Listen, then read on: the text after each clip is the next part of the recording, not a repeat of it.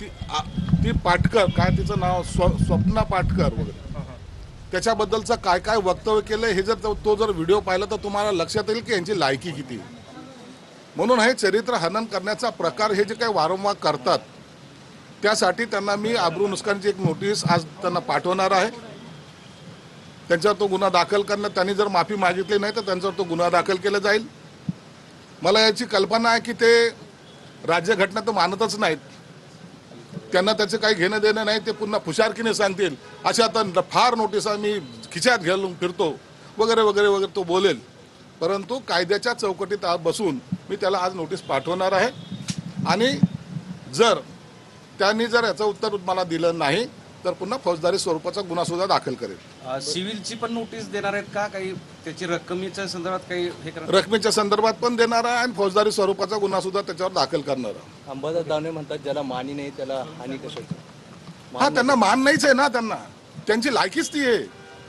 रोज लोकांच्या शिव्या खातात ते. सकाळी भोंगा जो वाजतो ना, लोक त्यांना रोज शिव्या देतात. म्हणून त्यांना मान अपमान त्यांना काही कळत नाही, कोणत्या गोष्टीवर बोलावं ह्याचं त्याचा भान नाही आहे. आणि त्याचे जे सहकारी आहेत विद्वान, 1 महिन्याचे विद्वान, ते असेच आरोप करत राहणार. हे सगळ्या दलालांची एक गँग महाराष्ट्रामध्ये कार्यरत आहे. यांचे सर्व पुरावे माझ्याकडे आहेत, परंतु त्या खालच्या राजकारणाला मला जायचं नाही. परंतु आता मला असं वाटायला लागलंय की आता त्यांना त्यांच्या भाषेमध्ये उत्तर देणं गरजेचं आहे.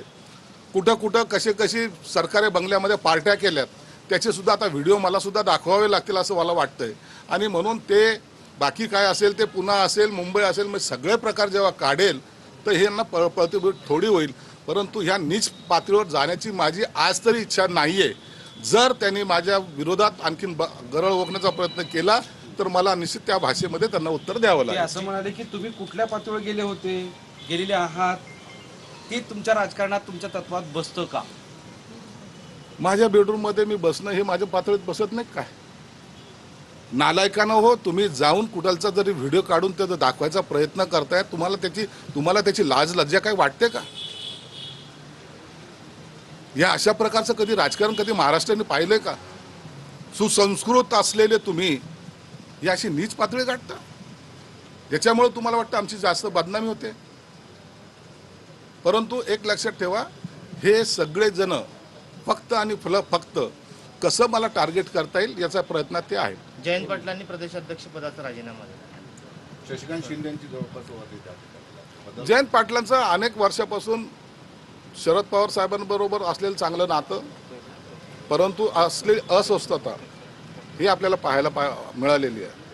त्यांनी अनेक वेळेला त्या पक्षामध्ये काम करताना इंटरेस्ट एवढा काही दाखवलेला नाही. आणि मागच ते म्हणत होते की मी राजीनामा देणार, कदाचित म्हणून त्यांनी आज राजीनामा दिला असावा. आणि कुणाची वर्णी लावतात हा त्यांच्या पक्षाचा अंतर्गत प्रश्न. भविष्यवाणी केली होती की लवकरच ते आमच्या सोबत येतील, दिसतील, राजीनामा जयंत पाटलांचं. पाऊल म्हणावं का? आता त्याचं